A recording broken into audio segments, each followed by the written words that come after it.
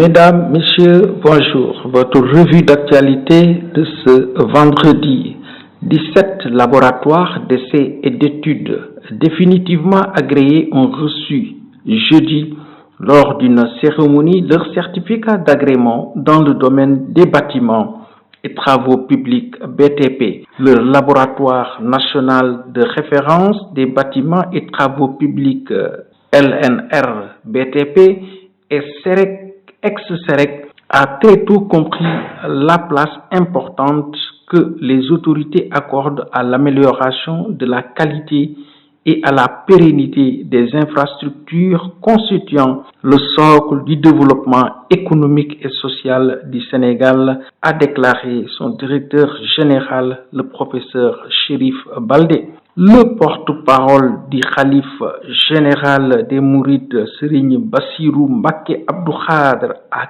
catégoriquement rejeté jeudi toute possibilité de réouverture des écoles publiques de langue française à Touba, réaffirmant ainsi la décision irrévocable prise par le défunt khalife Serigne Saliou Mbacké 1915-2007. Serigne Bass Abdou Khadre Mbacké s'exprimait lors d'une séance de récital du Coran en préparation du Grand Magal prévu le 23 août prochain. Il a rappelé que la décision de fermer ces écoles prise par le défunt khalife Serigne Saliou Mbacké demeure irrévocable. Cette déclaration réaffirme, selon le porte-parole du khalife des Mourides, la volonté des autorités religieuses de Touba de préserver la sacralité de la ville par l'introduction de l'implantation d'écoles publiques en langue française dans la cité religieuse. Le syndicat unique des travailleurs du rail, Sudrail, a demandé à la Direction générale des chemins de fer du Sénégal, CFS, de régler le passif social de l'entreprise. Le syndicat tenait son assemblée générale avant le démarrage de tout nouveau projet ferroviaire et en prélude aux assises du transport prévues en septembre. Une session de formation sur les outils et techniques de plaidoyer pour les politiques et accords en matière de commerce et d'investissement s'est ouverte jeudi à Ziguinchor à l'intention des organisations de la société civile. Cette formation des 2 jours est organisée par le Centre africain pour le commerce, l'intégration et le développement, ENDA. Cette formation de 2 jours est organisée par le Centre africain pour le commerce, l'intégration et le développement, ENDA CACID.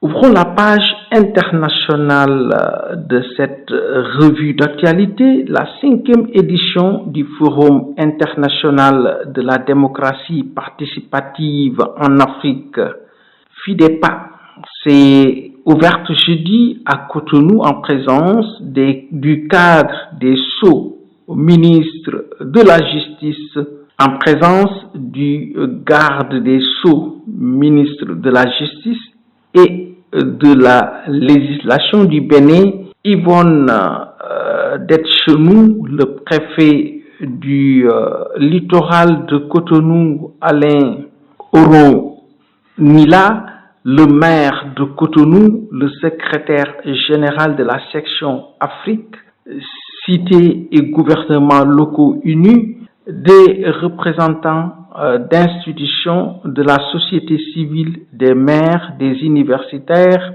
des journalistes prennent part à ce forum. L'objectif de la rencontre est d'impulser la réflexion et l'analyse dans un contexte marqué par plusieurs défis liés à la géographie, la crise financière, économique et sociale, a précisé Bachir Kanouté, le secrétaire général de l'Observatoire international de la démocratie participative. Terminons par la page sportive. Le Camerounais Issa Hayatou, décédé ce jeudi à Paris à l'âge de 77 ans, était un grand sportif dans l'âme durant sa jeunesse, une personnalité phare qui a régné longtemps à la tête de la Confédération africaine de football CAF, né le 9 août 1946 à Garoua, dans le nord du Cameroun. Issa Hayatou était un grand sportif dans l'âme. Durant sa jeunesse, il a pratiqué l'athlétisme dans son pays. Entre 1964 et 1971, il a décroché le titre de champion du Cameroun aux 400 et 800 mètres. Son talent prometteur lui permet d'être sélectionné dans l'équipe nationale d'athlétisme pour participer aux Jeux africains de 1965 à Brazzaville.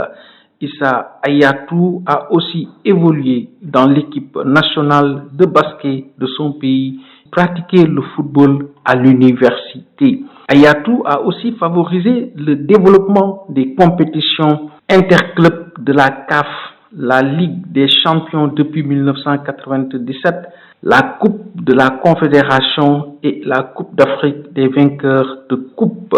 Le football féminin et le beach soccer africain ont connu une ère sous sa direction. C'en est tout pour votre revue d'actualité que vous suivez sur votre chaîne préférée Référence TV qui vous donne l'actualité à temps réel.